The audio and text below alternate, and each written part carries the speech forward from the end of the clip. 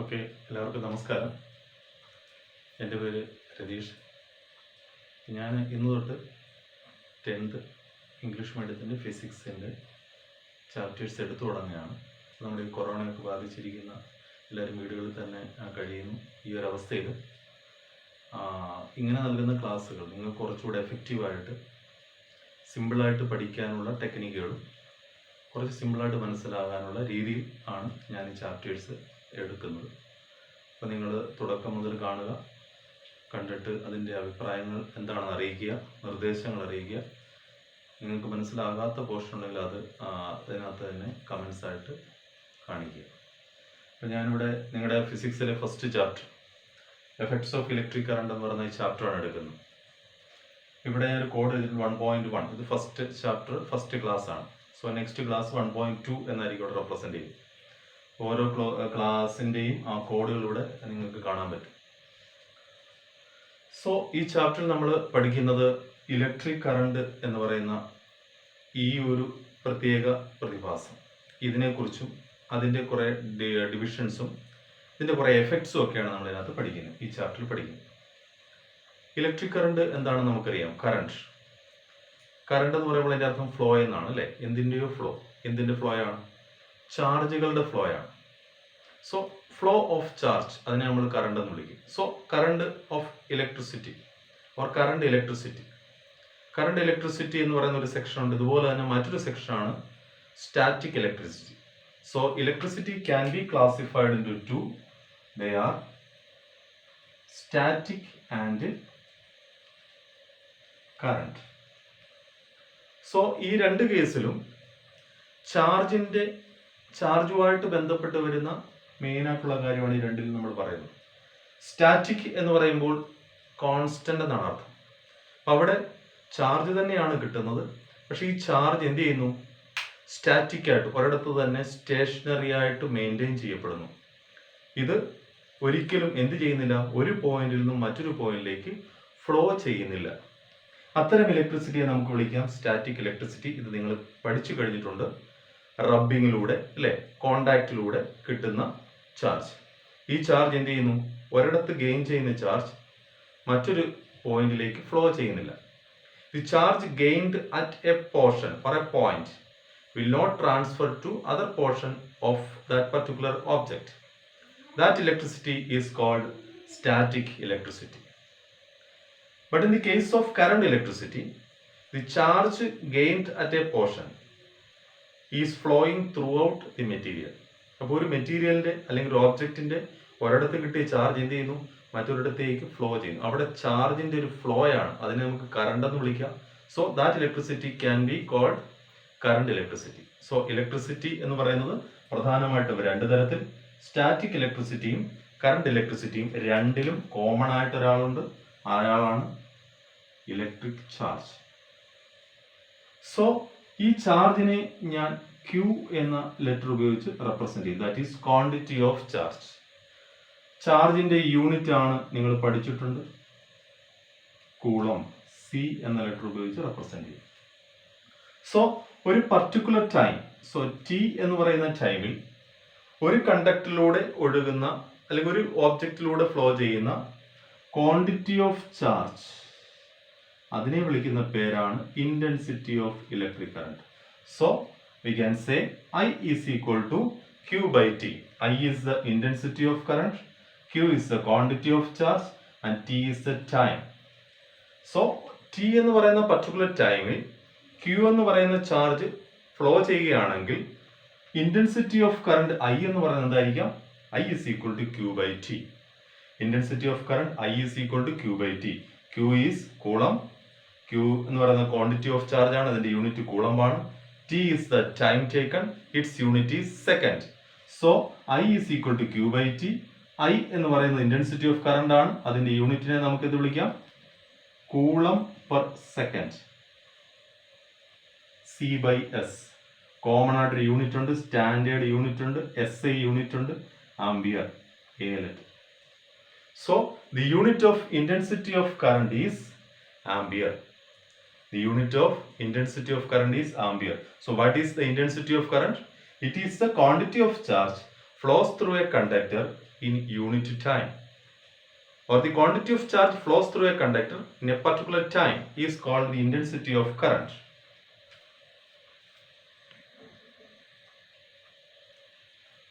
So intensity of current എന്താ നിങ്ങൾക്ക് മനസ്സിലായി അല്ലേ? I is equal to Q by T എന്നുള്ള ഇക്വേഷനിലൂടെ നമുക്ക് ഇന്റൻസിറ്റി ഓഫ് കറണ്ട് കണ്ടുപിടിക്കാം. ഇന്റൻസിറ്റി ഓഫ് കറണ്ടിന്റെ യൂണിറ്റ് എന്താണ്? ആംബിയർ ആണ്. It is A SI unit of intensity of current. Intensity of കറണ്ടിന്റെ SI യൂണിറ്റ് ആണ് എന്തെന്ന് പറയുന്നത്? ആംബിയർ എന്ന് പറയുന്നത്. അതിനെ തന്നെയാണ് കൂളം പെർ സെക്കൻഡ് എന്ന് നമ്മൾ വിളിക്കുന്നത്. ക്ലിയർ ആണല്ലോ? സോ നമുക്ക് സ്റ്റാറ്റിക് ഇലക്ട്രിസിറ്റിയെ കുറിച്ച് പഠിക്കാനില്ല ഈ ചാപ്റ്ററിൽ പഠിക്കാനുള്ളത് എന്തിനെ കുറിച്ചാണ്? കറണ്ട് ഇലക്ട്രിസിറ്റിയെ കുറിച്ചാണ്. അവിടെ ഫ്ലോ ആണ് ഉണ്ടാവുന്നത്. മനസ്സിലായല്ലോ? ഇന്റൻസിറ്റി ഓഫ് കറണ്ട് ആണ് അവിടെ നമ്മൾക്ക് വേണ്ടി വരുന്നത്. സോ കറണ്ട് ഇലക്ട്രിസിറ്റിയുമായിട്ട് ബന്ധപ്പെട്ട് നമ്മൾ പഠിക്കുമ്പോൾ പ്രധാനപ്പെട്ട 3-4 കാര്യങ്ങൾ അറിഞ്ഞിരിക്കണം. ഒന്ന്, എലമെന്റ്സിൽ ഇലക്ട്രിസിറ്റിയെ കടത്തിവിടുന്ന എലമെന്റുകളുണ്ട്, കടത്തിവിടാത്ത എലമെന്റുകളുണ്ട്, കുറച്ചു മാത്രം കടത്തിവിടുന്നവരുണ്ട് അല്ലെ? Elements are the materials that allow electricity to flow freely through it are called conductors. So conductors എന്താ നമുക്ക് പറയാം? Conductors. Second one, insulators. Third one, semi conductors. So ഇലക്ട്രിസിറ്റിയെ കടത്തിവിടുന്നതിനെ ഡിപ്പെൻഡ് ചെയ്തുകൊണ്ട്, depending on the flow of electricity, materials can be classified in to 3. They are conductors, insulators and semiconductors. Conductors means the elements that allow all the electricity to flow through it can be called conductors. Examples നമുക്ക് പറയാം. All metals are good conductors of electricity. ഇലക്ട്രിസിറ്റിയുടെ നല്ല conductors ആണ് എല്ലാ മെറ്റൽസും. So second one, insulators. Insulators are elements that does not allow electricity to flow through it. ഇലക്ട്രിസിറ്റിയെ കടത്തിവിടാൻ അനുവദിക്കാത്ത എലമെന്റുകളെ എല്ലാം തന്നെ എന്ത് വിളിക്കുന്നു? ഇൻസുലേറ്റേഴ്സ് എന്ന് വിളിക്കുന്നു.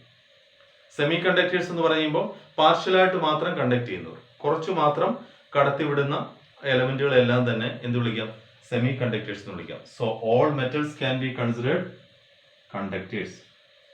All metals. All non metals, അതിനെ നമ്മൾ ഇൻസുലേറ്റേഴ്സ് ഓർ റെസിസ്റ്റേഴ്സ് എന്ന് വിളിക്കും. Non metals. സെമി കണ്ടക്ടേഴ്സ് എന്ന് പറയുമ്പോൾ പീരിയോഡിക് ടേബിളിലെ 4th ഗ്രൂപ്പിലെ എലമെന്റുകളെയൊക്കെ നമുക്ക് ഏതിനകത്ത് ഉൾപ്പെടുത്താം? സെമി കണ്ടക്ടേഴ്സിനകത്ത് ഉൾപ്പെടുത്താം. സിലിക്കൺ, ജെർമേനിയം പോലുള്ള എലമെന്റ്സുകളൊക്കെ സെമി കണ്ടക്ടേഴ്സിനകത്ത് പറയാം. കണ്ടക്ടേഴ്സിനകത്തും എല്ലാ മെറ്റൽസും നിങ്ങൾ പഠിക്കുന്ന പീരിയോഡിക് ടേബിളിലെ മെറ്റൽസ് ഗ്രൂപ്പ് പഠിക്കുന്ന ആ ഗ്രൂപ്പിലെ എലമെന്റ്സുകളെല്ലാം തന്നെ കണ്ടക്ടേഴ്സിനകത്ത് വരും. നോൺ മെറ്റൽസ് എല്ലാം തന്നെ എന്തിനകത്ത് വരും? ഇൻസുലേറ്റർ എന്നുള്ള സെക്ഷനകത്ത് വരും. അങ്ങനെ 3ആയിട്ട് ക്ലാസിഫൈ ചെയ്തിരിക്കുന്നു. എലമെന്റ്സിനെ ഇലക്ട്രിസിറ്റിയെ കടത്തിവിടുന്നതിന്റെ അടിസ്ഥാനത്തിൽ 3ആയിട്ട് ക്ലാസിഫൈ ചെയ്യാം. Conductors, insulators and semi conductors. Okay. ഒരു കണ്ടക്ടറിലൂടെ ഇലക്ട്രിസിറ്റി ഫ്ലോ ചെയ്യുന്നു. അപ്പോൾ ഒരു കണ്ടക്ടറിലൂടെ ഇലക്ട്രിസിറ്റി ഫ്ലോ ചെയ്യാൻ കാരണം ആ കണ്ടക്ടേഴ്സിനകത്തുള്ള ധാരാളമായിട്ടുള്ള ഫ്രീ ഇലക്ട്രോൺസ് ആണ്. ഫ്രീ ഇലക്ട്രോൺസിന്റെ ഫ്ലോ ആണ് ഇലക്ട്രിസിറ്റി എന്ന് പറയുന്നത്.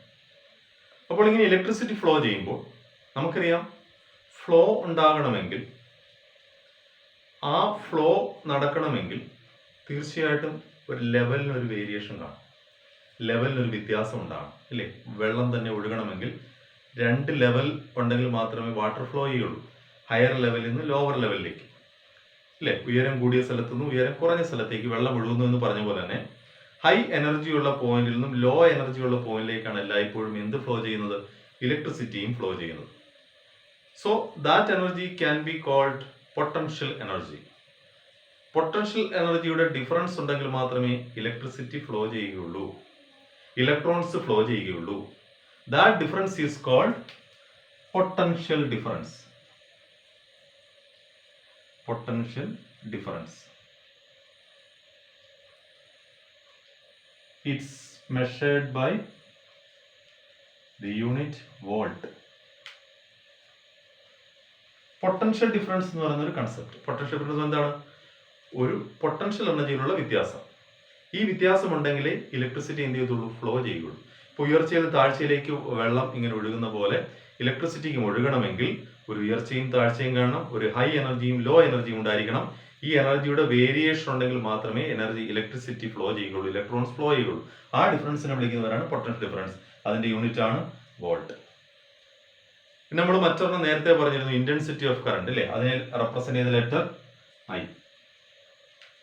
ഒരു കണ്ടക്ടർ അതിന്റെ റെസിസ്റ്റൻസ് എന്ന് പറയുന്നത് റെപ്രസെന്റ് ചെയ്യുന്ന letter R. Resistance is the resistive capability or the opposing power of a material. ഒരു മെറ്റീരിയലിന്റെ ഇലക്ട്രിസിറ്റിയെ തടയുവാനുള്ള കഴിവിനെയാണ് എന്ത് വിളിക്കുന്നത്, റെസിസ്റ്റൻസ് എന്ന് വിളിക്കുന്നത്. സോ റെസിസ്റ്റൻസിനെ റെപ്രസെന്റ് ചെയ്യുന്ന ലെറ്റർ ആർ ആണ്. ഇതിന്റെ യൂണിറ്റ് 9th സ്റ്റാൻഡേർഡ് നിങ്ങൾ പഠിച്ചിട്ടുണ്ട്, ഓം എന്ന് പറയുന്ന യൂണിറ്റ്. ഓം എന്നാണ് റെസിസ്റ്റൻസിന്റെ യൂണിറ്റ്. ഇതാണ് സിമ്പിൾ OHM.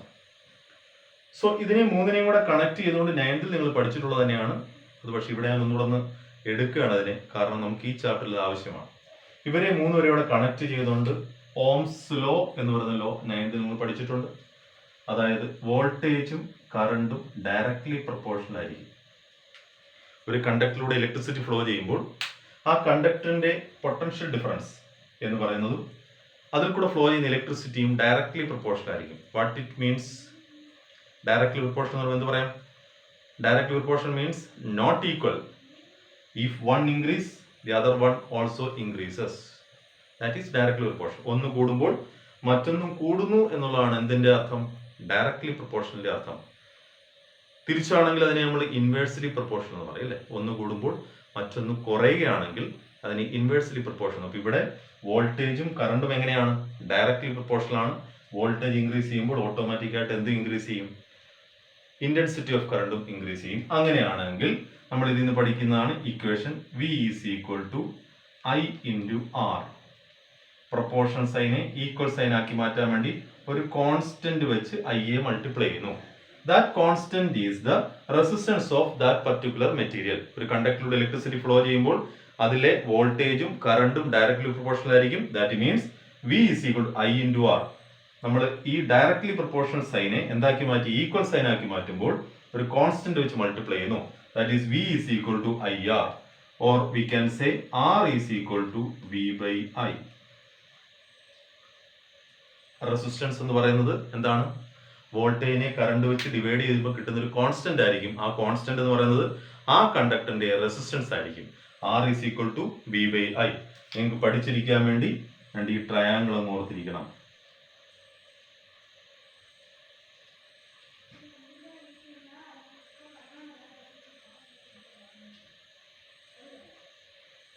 ഇത് ഓർത്തിരിക്കുക. V ഈസ് ഈക്വൽ ടു എന്താണ്? I into R.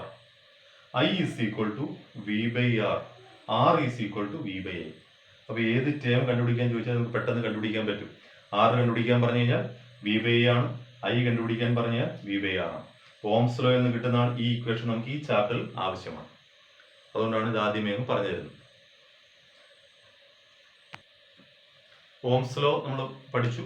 ഓംസ് ലോയിൽ നമ്മൾ പറയുന്നത് വോൾട്ടേജിനെ കറണ്ട് വെച്ച് ഡിവൈഡ് ചെയ്യുമ്പോൾ കിട്ടുന്ന ഒരു കോൺസ്റ്റന്റ് ആയിരിക്കും. ആ കോൺസ്റ്റന്റ് എന്തായിരിക്കും? Resistance of that particular material ആയിരിക്കും. ഈ ചാപ്റ്റർ നമ്മൾ ഇലക്ട്രിസിറ്റിയെ കുറിച്ചാണ് പഠിക്കുന്നത്. ഞാൻ പറഞ്ഞിരുന്നു ഇലക്ട്രിക് കറണ്ടിനെ കുറിച്ചാണ് പഠിക്കുന്നത്. നമുക്കറിയാം നമ്മൾ ഇന്ന് യൂസ് ചെയ്തുകൊണ്ടിരിക്കുന്ന എനർജിയിൽ ഏറ്റവും കൂടുതൽ യൂസ് ചെയ്തുകൊണ്ടിരിക്കുന്ന എനർജിയാണ് ഇലക്ട്രിക് എനർജി അല്ലേ? എന്താണ് ഇതിന്റെ കാരണം? Why it is commonly used? Because of some peculiarities or some characteristics of electricity. Electric എനർജിയുടെ ചില പ്രത്യേകതയാണ് ഇതിന് കാരണം. എന്താണ് ഇലക്ട്രിക് എനർജിയുടെ പ്രത്യേകത? Electric energy can B produced very easily. Electric energy can be transferred from one point two another point. ശരിയല്ലേ? Electric energy വളരെ ഈസി ആയിട്ട് നിർമ്മിക്കാൻ പറ്റും. ഇലക്ട്രിക് എനർജി ഒരു പോയിന്റിൽ നിന്ന് മറ്റൊരു പോയിന്റിലേക്ക് വളരെ ഈസി ആയിട്ട് ട്രാൻസ്ഫർ ചെയ്യാൻ പറ്റും. അതാണ് ഇലക്ട്രിക് എനർജിയുടെ ഏറ്റവും വലിയ പ്രത്യേകത. അതുകൊണ്ട് തന്നെയാണ് നമ്മൾ എല്ലാത്തിനും എല്ലാ ഉപയോഗങ്ങൾക്കും വേണ്ടി അല്ലേ നമ്മൾ എന്ത് ചെയ്യുന്നത്?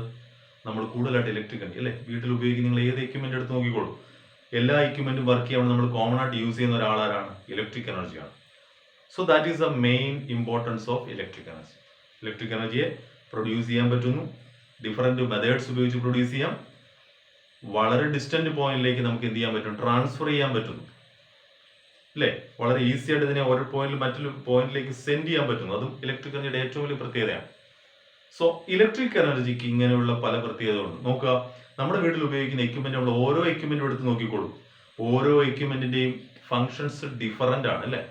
ഫങ്ഷൻ ഡിഫേഴ്സ് ബിക്കോസ് നമ്മുടെ വീട്ടിൽ ഉപയോഗിക്കുന്ന ഇലക്ട്രിക് ഫാനകത്ത് നമ്മൾ അതിനെ കറക്കാൻ വേണ്ടി ഉപയോഗിക്കുന്നു. മിക്സിക്കകത്ത് ഇതുപോലൊക്കെ തന്നെ.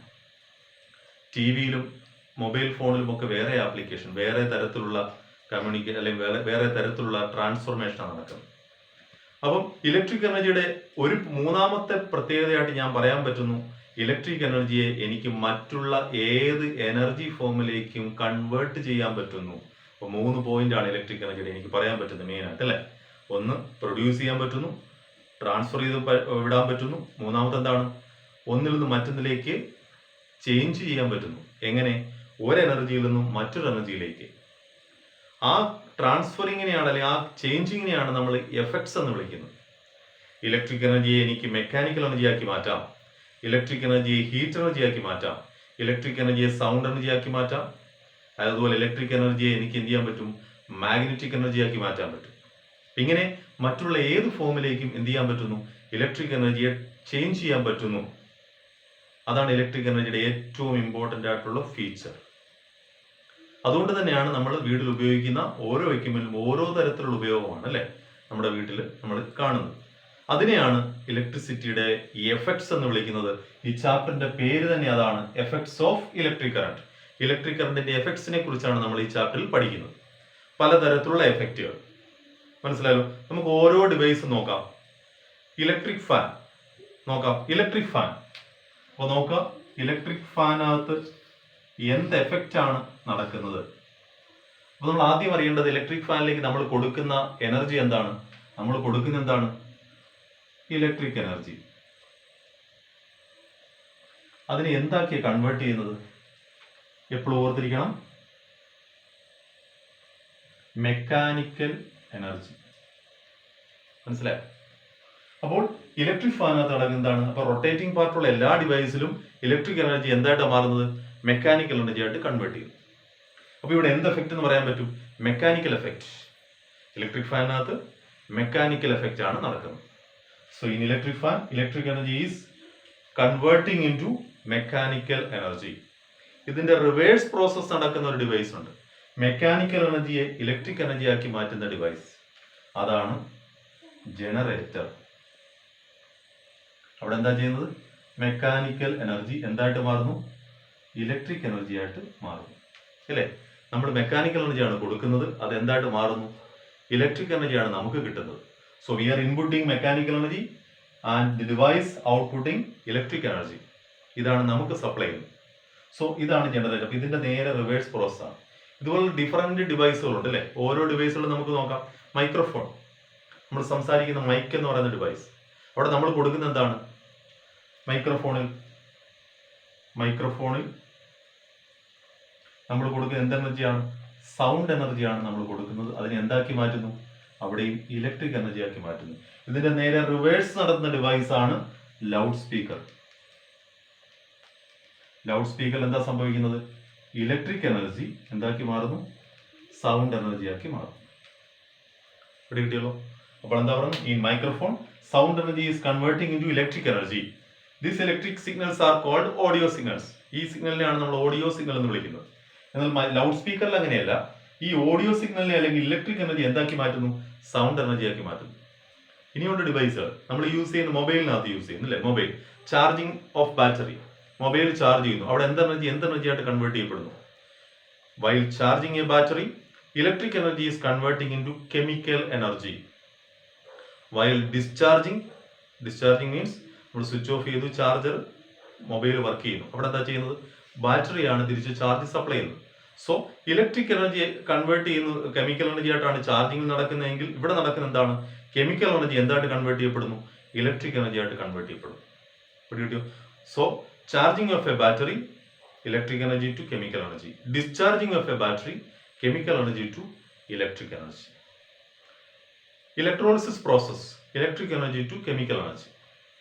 In our electric iron box, വീട്ടിൽ ഉപയോഗിക്കുന്ന അയൺ ബോക്സ്, അവിടെ ഇലക്ട്രിക് എനർജി എന്താ ചെയ്യുന്നത്? Electric energy to heat energy. Okay, so in different devices, different transformation, different conversion is happening. So ഇതാണ് ഇലക്ട്രിക് എനർജിയുടെ ഏറ്റവും വലിയ പ്രത്യേകത. ഇലക്ട്രിക് എനർജി എന്ത് ചെയ്യാൻ പറ്റുന്നു? വളരെ ഈസി ആയിട്ട് നമുക്ക് മറ്റുള്ള എനർജി ഫോമിലേക്ക് കൺവേർട്ട് ചെയ്യാൻ പറ്റുന്നു. കൺവേർട്ട് ചെയ്യുക മാത്രമല്ല, വളരെ ഈസി ആയിട്ട് ട്രാൻസ്ഫർ ചെയ്ത് വിടാനും പറ്റുന്നു. ട്രാൻസ്പോർട്ടേഷൻ വളരെ ഈസി ആയിട്ട് നടത്താൻ പറ്റും. ഒരു പോയിന്റിൽ നിന്ന് മറ്റൊരു ഈ പോയിന്റിലേക്ക് വളരെ ഈസി ആയിട്ട് സെൻഡ് ചെയ്യാൻ പറ്റുന്നു. അതാണ് ഇതിന്റെ ഏറ്റവും വലിയ പ്രത്യേകത. അപ്പോൾ ഓർത്തിരിക്കാൻ, ഇതെല്ലാം ഇതിന്റെ എഫക്റ്റുകളാണ്. ഇവിടെ മെക്കാനിക്കൽ എഫക്റ്റ്, ഇവിടെ മെക്കാനിക്കൽ എനർജി, ഇലക്ട്രിക് എനർജി, ഇത് ഇലക്ട്രിക് എഫക്റ്റ് ആണ് അല്ലേ? ഇവിടെ സൗണ്ട് എനർജി, ഇലക്ട്രിക് എനർജി ആണ്, സൗണ്ട് എഫക്റ്റ് ആണ്.